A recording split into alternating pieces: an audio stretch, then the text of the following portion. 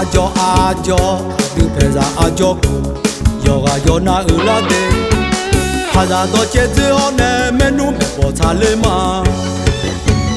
haza do che matena uwon ja achoga lu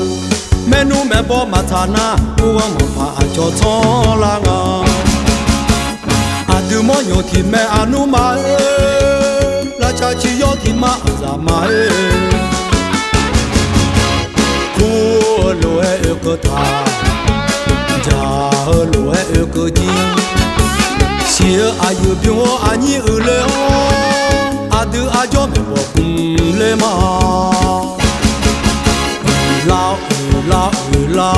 me bo mo za bi ke ma la za ta tu bo ma ze la ne ta nge de che nyu mo ma de ayu de bo bi mo ne ani de bo za ge ma ta bu khon jo me no mam khon jo bo go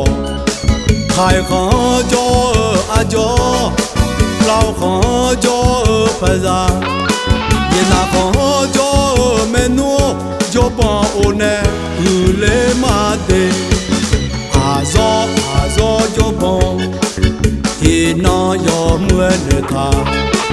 Jin za kha ada adu pe pi juma ayo cho myo ya ya jo bon ino tha nge lo de nga khon jo pyo me no aka jo ko ni yo nu tha ni adu me nu me bo kum na jo bon lo e ti no ya zu te a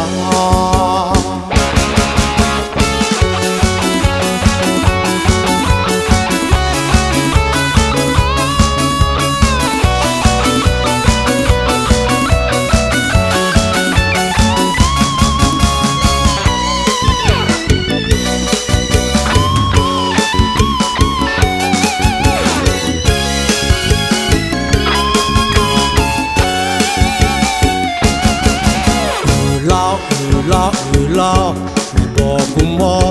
za bi ke ma la za ta tu bo ma ze la ne ta nge de che nyu mo ma de ha yu de bo bi mo ne ani de bo za ge ma ta bu khon jo me no mam khon jo bo go khai khon jo a jo lao khon jo pha za ye na khon jo me no jo bo o ne u le ma de a zo jo bo he no yo mue ne tha Jin za kha ada adu pe pi juma ayo cho myo ya ya jo bo ino tha nge lo de nga khon jo pyo me no aka jo ko ni yo nu tha ni adu me nu me bo kum na jo bo lo e no ya zu te a jo bo lo e no ya zu te a